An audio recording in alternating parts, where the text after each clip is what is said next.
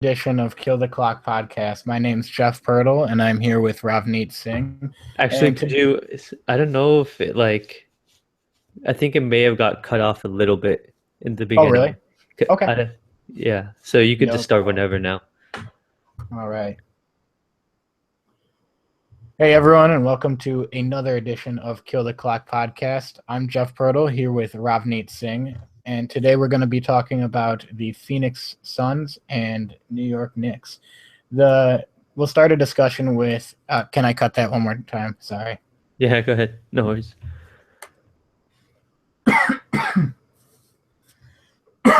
Sorry, I felt a cough come in there. Hey everyone, and welcome to another edition of Kill the Clock podcast. I'm Jeff Purtle here with Ravneet Singh, and today we're going to be talking about the Phoenix Suns and New York Knicks. We're going to start a discussion with the New York Knicks, who are virtually an entirely new team this year. Rav, what do you think of their additions so far? So like we were talking about earlier, this team is pretty new. They have a lot of new additions. Um, I like their team for the most part. Um, but I know that, I don't know about how they're going to fit together. And I kind of think that they're going to be a playoff team, but I'm not convinced 100%. What about you? So, I think that they are a team, they probably have the lowest floor, in my opinion, and the highest ceiling, the biggest gap of any NBA team in the league this year. They have just an extraordinarily talented roster, but it's so injury prone and it has so many question marks about it, especially with how long they locked in so many of these guys that I'm not sure whether or not it'll work out in the first place. And second, whether or not they're going to be trapped in terms of cap flexibility for years to come as a result of a lot of these contracts.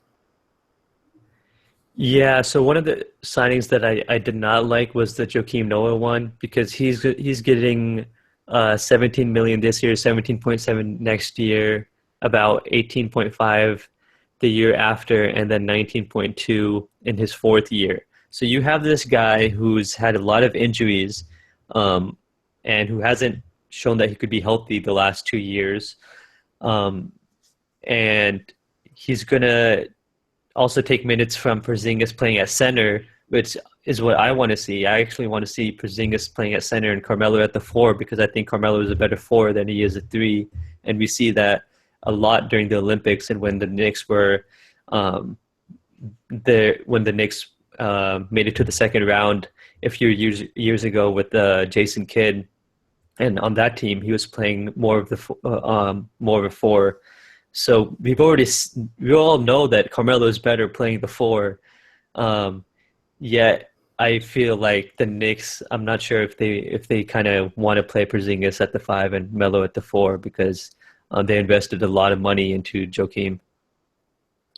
Yeah, so I think that they have pieces where they could put out a small ball lineup, and I think they got a lot of those pieces through the Derrick Rose trade when they got Derrick Rose and Justin Holiday in return. They kind of allowed themselves, with a couple of the other pieces that we'll talk about as we go on, to have a small ball lineup that can match up pretty well. I thought that their tentative small ball lineup could be something along the lines of Derrick Rose or Brandon Jennings at the point guard, Courtney Lee at the shooting guard, then Justin Holiday or Lance Thomas at the small forward with Carmelo Anthony at the four and Kristaps at the five. So that gives a little bit of lineup flexibility with faces for this upcoming season. But for the most part, with Joakim coming, I think that they're dead set on having Kristaps at the four, Melo at the three, kind of the more traditional roles and traditional big men lineup than we've seen in recent years, which I still think can work, but I don't think that they're going to be diving headfirst into the small ball trend that a lot of other teams seem to be. Yeah, I mean, you could see it as being like a small ball-esque, but I mean, Porzingis is I think 7'3". He's shown that he could be a good rebounder at the next level. That was something I was concerned about when he was first entering the league. And I do think that he might not be your typical center because he's so mobile and he's still thin and needs to add some more weight. But he's a rim protector and he's a good rebounder.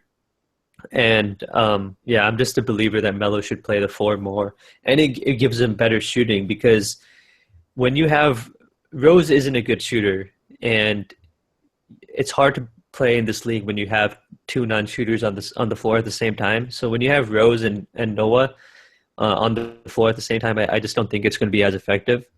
And I also feel like Rose is also just going to jack up some threes like he was doing more of in his last few years in Chicago when he wasn't feeling as comfortable attacking the paint. But what do you think about Rose? Like, that was a big trade. Do you think he's going to he probably won't find his MVP form ever again, but do you think he's going to play better than he did in his last year in Chicago?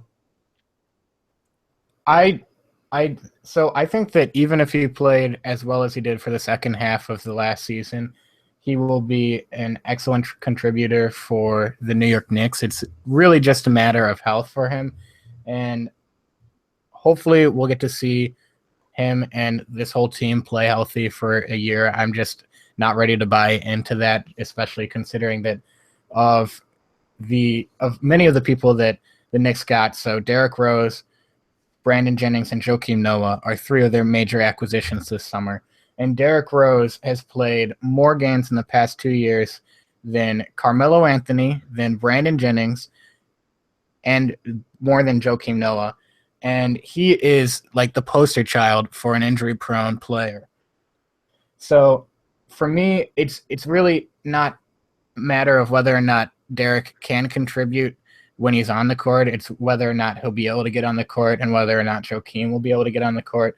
And in the scenario that Derrick goes down, whether or not Brandon Jennings will be able to assume a starting role. Because when Derrick is on the court and he's playing healthy basketball, I think that the Derrick Rose, Kristaps Porzingis pick and roll combination is going to be absolutely beautiful basketball. I think it's going to be some of the most entertaining in the league when it's come together in full form and completely healthy.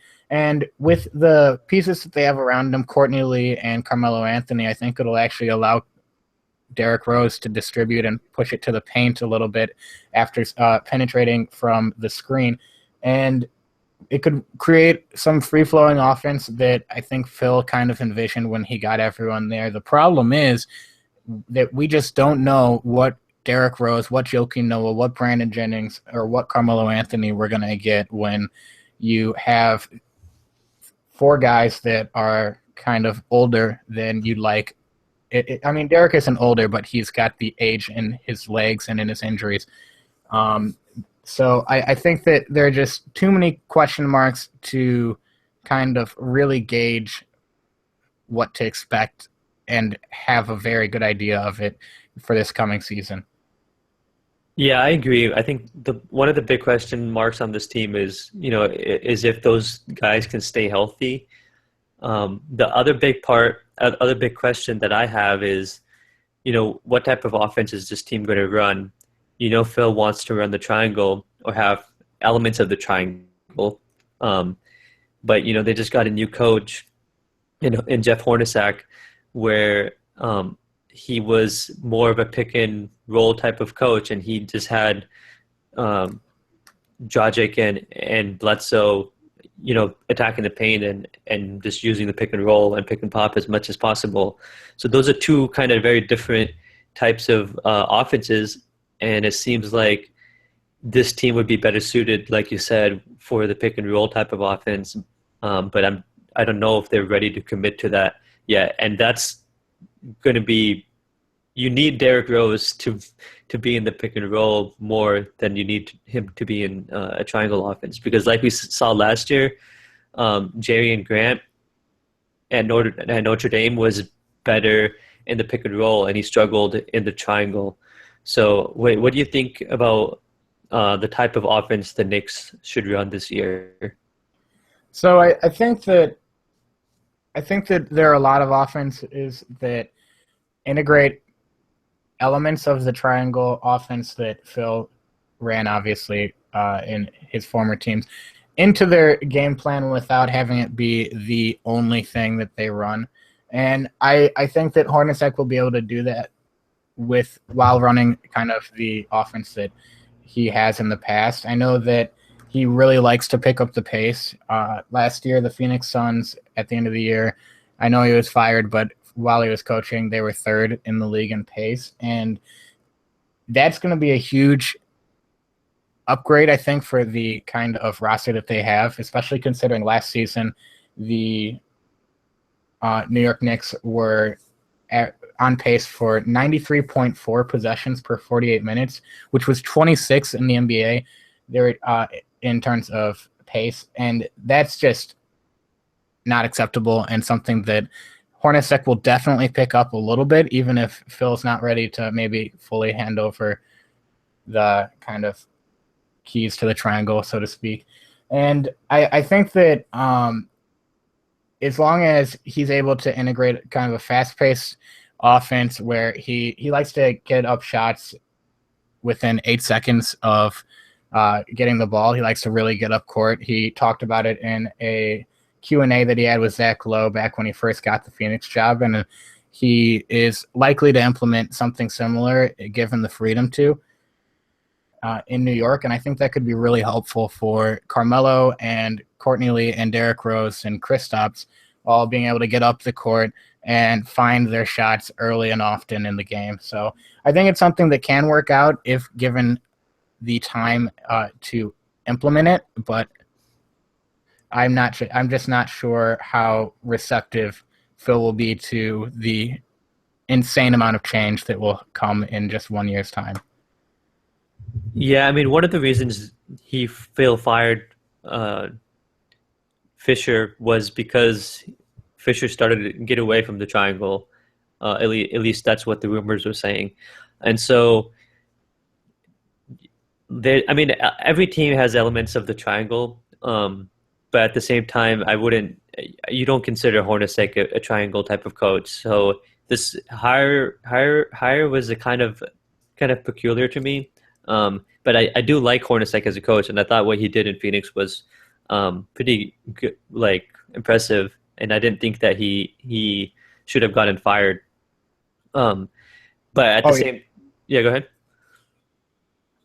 Oh, sorry. I was just definitely agreeing. I don't think he should have gotten fired either. And I think kind of what you're saying to Derek Fisher, it wasn't necessarily maybe that he got away from the triangle so much as he was allowing just complete iso ball.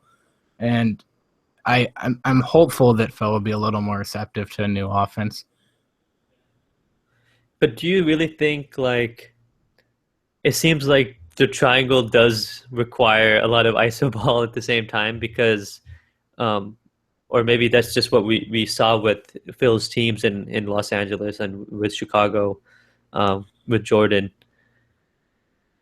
I see it differently because the teams that Phil ran would oftentimes allow for multiple people to get touches from on the ball before maybe it was about finding a position for maybe like a Kobe or Michael who maybe took more, isolated shots than other teams in the league, but that's also because they're uniquely talented offensive players.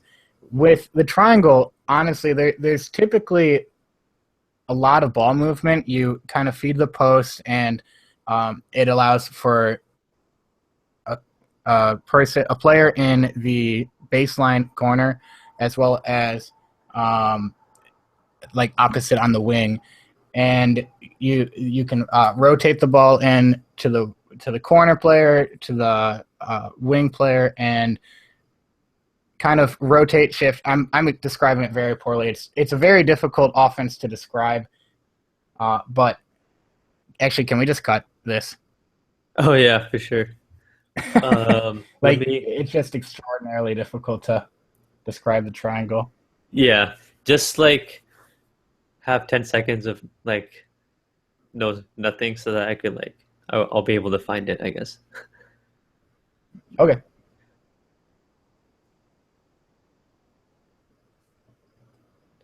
Okay, so where do you want to start back from?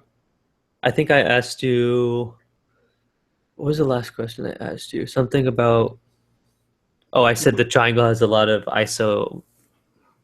I was saying something along those lines where like there's a lot of ISO ball in the triangle offenses that we've seen. Okay. Should I just pick that up right there? Yeah, so whatever your response to that. So I think that that's a common misconception about the triangle offense because of the fact that it was implemented with such extraordinary talents like Michael Jordan and Kobe Bryant, who obviously are going to take more ISO shots than really any other player should because they're so uniquely talented. But if it's run correctly and kind of in the way that Phil envisions, it really is about cuts to the basket, finding open looks, rearranging, a lot of passing and ball movement, getting a lot of players involved so that the it's a free flowing offense that allows for heavy player movement and cuts and open drives to the basket. But I mean, obviously it's tough to say that because for years Phil had these prolific talents in Kobe and Michael.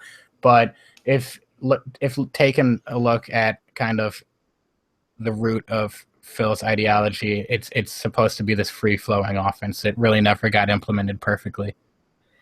So even the Warriors have elements of the triangle where they'll give the ball to Bogut at the time or whatever postman, and there'll be other weak side action, and then the Bogut will find the open guy because there's a lot of player movement outside of the guy who's posting the ball up.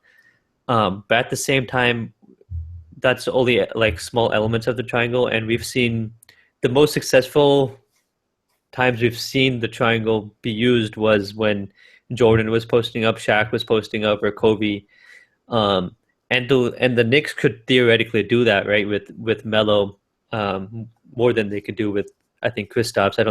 Melo is the one guy who could actually do that, but I almost feel like the Knicks are better when you're doing multiple things and not just the triangle, and you're using Melo in the pick and pop, and Derrick Rose is going to be better suited for the pick and roll also. So I think they should just use a little bit of the triangle, like 10% and 15%, like a normal team, uh, and focus on like Rose's strengths instead. Yeah, I agree. I think that their goal is to kind of, obviously Phil's goal is to continue to see the triangle in action.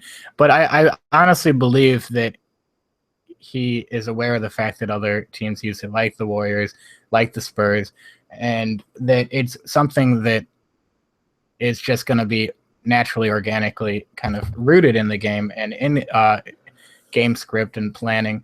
But I also think that he is aware of the fact that, there needs to be something else added to this New York team's uh, offense, and that's kind of why he brought in, I'd like to think, Jeff Hornacek, so that he can come in and implement the kind of faster paced offense that can really benefit the talent that Phil brought in this previous offseason. And hopefully, if health permits, we'll get to see kind of a blend of the triangle as well as Hornacek's fast paced kind of pick and roll style and the half court offense. Yeah, and I think it's also just more exciting to watch to watch the pick and roll team more. Not that I don't like post ups, and they're fun and everything to watch, but it's also easier to defend post ups, which is also like another reason why I don't think the triangle has been as successful in New York. But overall, the team that this Knicks have right now. I'm a little bit worried about it, in that, Rose is kind of a wild card because I just don't know what type of player he's going to be. And if he does play well, he's on a 1 year contract. So how much is he going to get next year? It's probably, I did the numbers on this way before, but he could get something around 29, 30 million apparently. Um, and if he plays poorly, then you could just not re-sign him and then go after someone else. And the rumors have been Westbrook, because he's been working out with Porzingis and he likes Porzingis's game. Um, so, I mean, what did you think about that trade for the Knicks? And do you think it was worth what they gave up, particularly in Robin Lopez? It was interesting. I don't know if it was worth what they gave up just because he is on such a team-friendly contract. That's Robin Lopez. But I thought it was a real move. I mean, prior to all the contracts that they signed this previous offseason, I thought it was a great move, especially given the cap space and possibility of bringing in talent surrounding him. And whether or not this was a 1 year rental, it would be interesting to see what the Knicks would be going forward with Derrick Rose as their point guard. But with all the salary that they dumped in Courtney Lee giving him 4 years and Joakim Noah giving him 4 years, I mean, it's tough to see where they don't re-sign Derrick next year because it will be very hard to find a replacement of Derrick's caliber, really, that is willing to come to New York, given the fact that I know Russell might seem like he like enjoys working with Kristaps Porzingis, but he's signed through that extension until the following offseason, and basically they're going to have to decide, are we going to give up on Derrick Rose this next offseason? Regardless of his health, they're going to have to decide, are we moving forward or are we sticking with Derrick? I mean, he's 27 years old today, turning 28 this season, and he's got so many injury concerns. And now that they have all this salary dumped in players like Courtney Lee and Joakim Noah, it's going to be – and, I mean, they also extended Lance Thomas, which is fine. They signed him for 4 years, but it just adds to the lack of cap flexibility going forward. I feel like that they're going to really feel the heat to bring Derrick Rose back regardless of his health situation, just because they're not going to be able to have much cap flexibility otherwise. Yeah, I kind of agree. I wouldn't pay him that much money. I don't even think he's worth the money he's getting this year. Agreed. And so in next year, there's Chris Paul, who's a free agent, Kyle Lowry, Drew Holiday, Jeff Teague. Besides probably Drew Holiday, I'd rather have all of those guys, but who knows if the Knicks can actually get them. That was kind of one of the issues I've had with the trade, was that you're going to have to most likely overpay to keep Derrick Rose, and he's not going to be worth the money that you're going to give him. So I just wouldn't have done that deal in the first place, even though he will make them a better team this year, and he's an upgrade over whoever the point guard was in the years past, with Jose Calderon and Grant. So I still think this team is going to be decent this year, but I kind of think that they're sacrificing their future in some ways, because you don't want to give I would not want to give Derrick Rose a 4-year contract after this year. Let me put it that way. Just looking at his injury past. No, I wouldn't either, especially a guy that relies so heavily still on his athleticism. And it's going to be really tough for them to not give him that long-term deal, and especially in the eyes of someone like Kristaps Porzingis, who, I mean, he's mentioned that he likes that they're trying to win now and make it competitive. But, I mean, going forward, that'll bring up several years when he's maybe closer to his prime, and they could be he won't be closer to his prime by the time these contracts are done with. I mean, by the time in 4 years, he'll be 25 years old. So he'll still be plenty young. There's going to be plenty of time afterwards. But there could be a pretty long duration where the Knicks are mediocre, and that's just frustrating when you have a talent like Kristaps Porzingis, who, if it weren't for Karl Anthony Towns having one of the best rookie seasons, in years, probably since LeBron James, Kristaps would have probably won Rookie of the Year in most years, averaging 14.3 points per game, 7.3 rebounds, and almost 1.9 blocks. So, I mean, having a talent like this, you kind of don't want to give away any years in your future for mediocrity. And I feel like, although in the short term they could cap out as a middle of the pack, possibly low end playoff team, I just don't know how long with these pieces that's going to last. Yeah, I agree. If I'm building the Knicks, I would rather get younger and build around Porzingis than kind of get to win in to be in win now mode. And that's not completely their fault because Carmelo doesn't want to get traded. He wants to play with them for the rest of his career, he says. And so, he's kind of holding them hostage in that, like, okay, now that we have to keep Melo and we can't trade him for like younger assets and build around Porzingis, let's get guys like Noah and Lee and Rose and Jennings. So I understand why they're doing that, but I don't think this team is a contender. I think they're a playoff team, but I don't know if they could even get home court in the East because the East got better last year and they're still. I mean, I still like the Celtics a lot and the Hawks and the Heat. Even actually, I'm not sure about the Heat now, but the Hawks and the Celtics I could still consider to be better than the Knicks. So I see this team kind of in the 5 to 8 range somewhere. Where do you see them finishing in the Eastern Conference?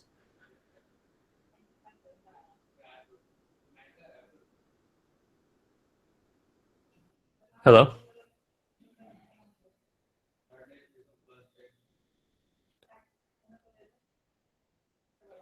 Hello?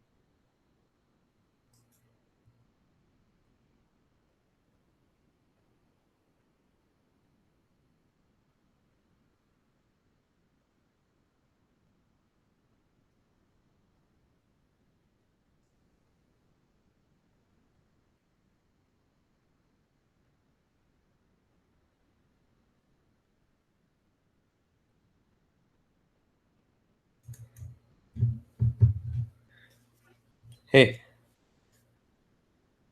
hello? Yeah, no worries. Is your internet still out?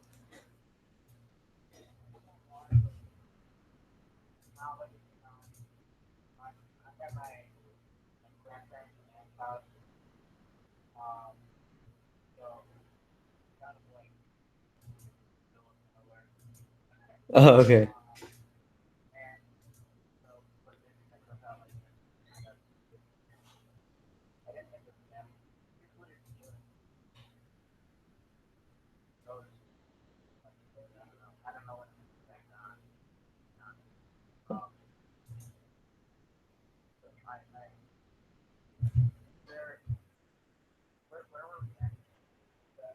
We the last thing that I had asked you was I was like going through the list of the Eastern Conference teams and like saying I don't see them breaking into the top 4, but I could see them in the 5 to 8 range. And then I asked you, what did you think? I mean, what do you think? Where do you think they would be?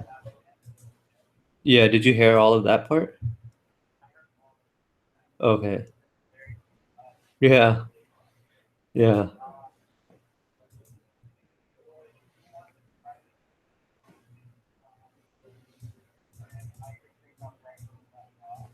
I'm actually